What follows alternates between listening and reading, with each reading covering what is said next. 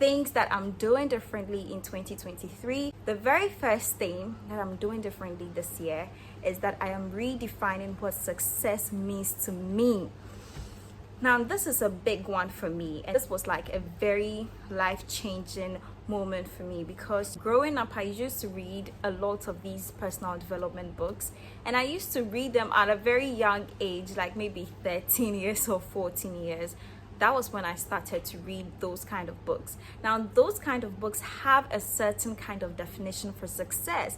And being a young mind, I was just ready to absorb everything that I was reading in these books. And these books make you really ambitious. These books make you want to achieve and achieve and achieve, at the expense of things that really matter.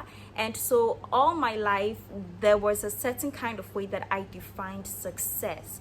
But in 2022, it just became so hectic, like I am pursuing all of these things, but I didn't feel okay. I didn't feel happy. I didn't feel fulfilled. And then the Holy Spirit taught me to redefine what success means to me.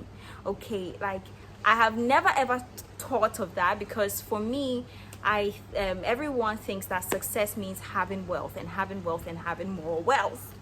So I have never really taken the time to say that, okay, this is what I'm going to do, like really fine. But now I know the things that really matter, and success to me no longer means I have to get money and get all the money in the world. Now success to me means something deeper, like having a happy home, having a healthy family, or being healthy, being fulfilled, identifying your purpose and pursuing that purpose. When I achieve those things, then I can say that I am successful.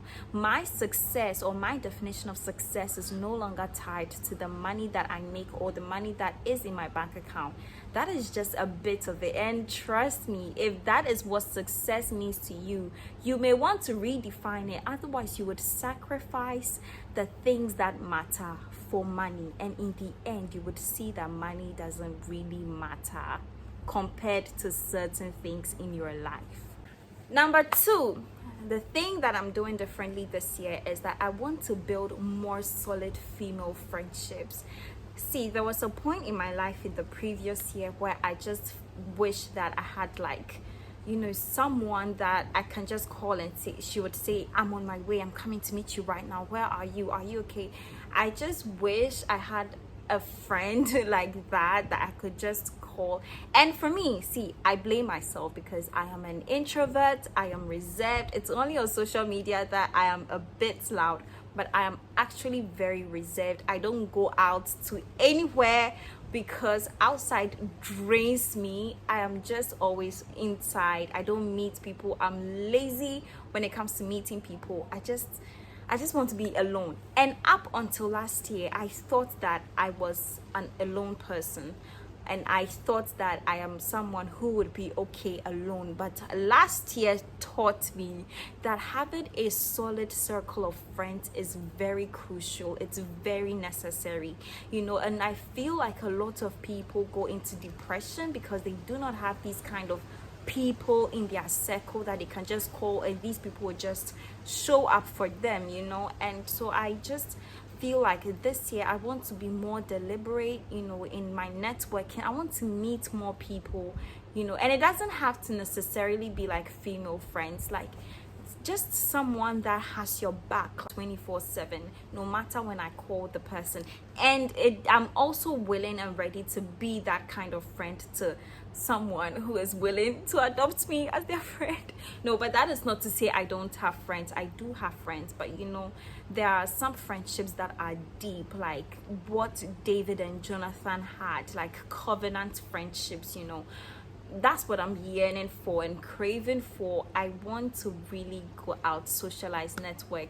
If you're an introvert, see, that is like 60% cause of your depression. It is not healthy to exist alone. It is not healthy to be independent. It is not healthy to think that you are someone who can thrive alone, because the truth is that you cannot, and you don't have to go out, meet people, network, talk to people. I know if you are used to being an introvert, it will be quite uncomfortable.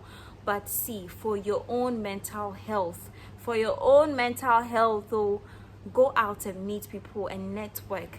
Like, learn from other people's minds, explore, put yourself out there. Stop lying in bed, stop scrolling aimlessly. Okay, stop doing that. This is one of the things that I'm doing differently in 2023.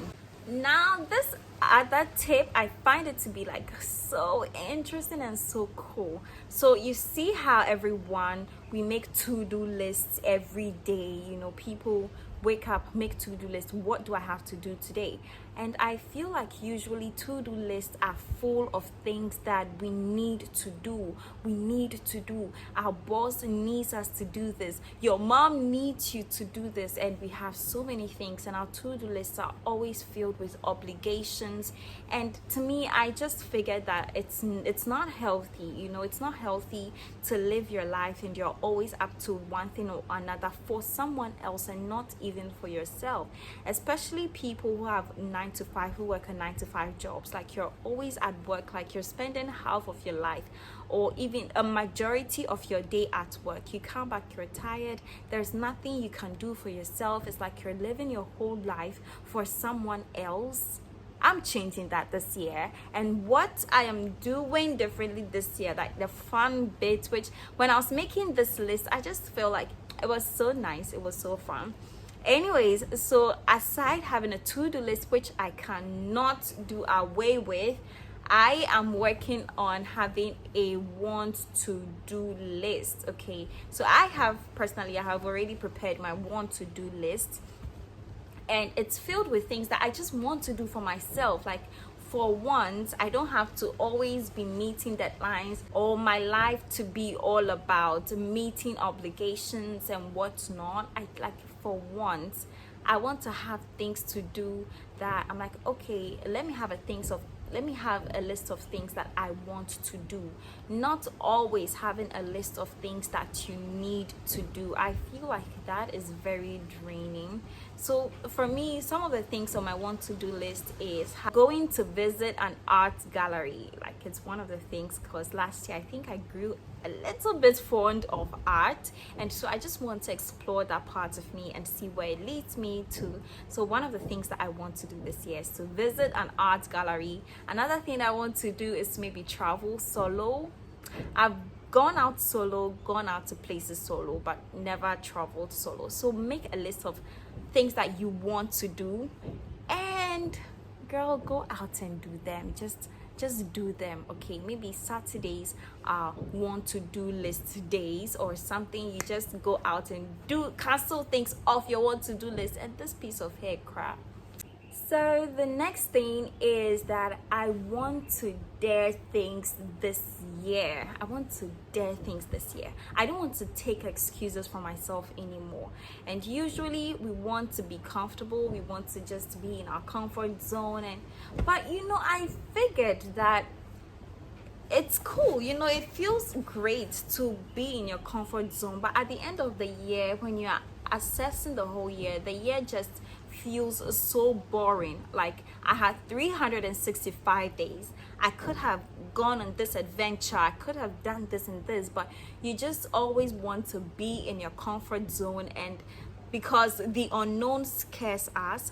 But at the end of the year, you see that the year was just so flat, bland, nothing exciting, just boring. And so I want to push myself way beyond my limits this year. I want to dare things this year. I want to, step way out of my comfort zone, not just a step out of my comfort zone. Like, I want to take many steps outside of my comfort zone. I want to push myself, like, whether I'm tired, no matter how I'm feeling, I want to be able to just take risks. Okay, and there is something that taking risks does to us.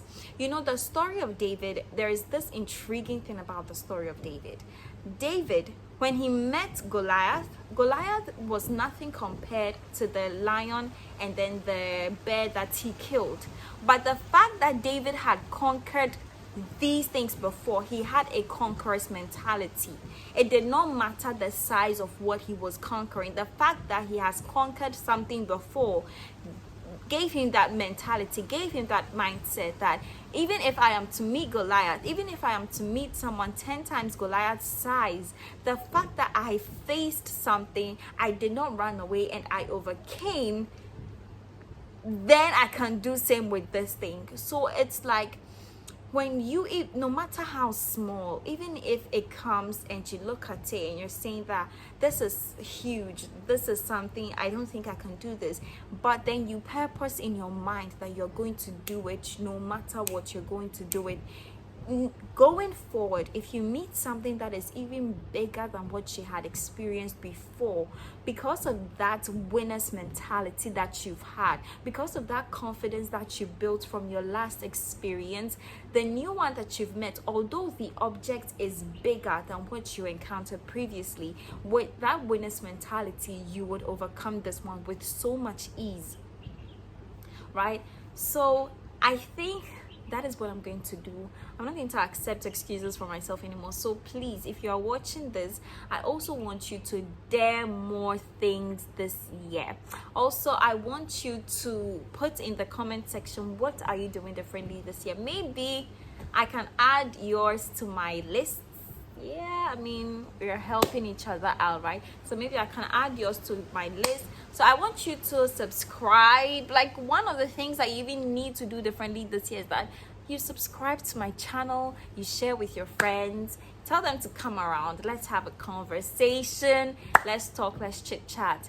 And yeah, so these are the things that I'm doing differently this year. I don't know how many minutes that I've been talking and ranting, but I'm thinking that I don't know if it will be a very short video or a long video. I don't even know how long I've been talking for.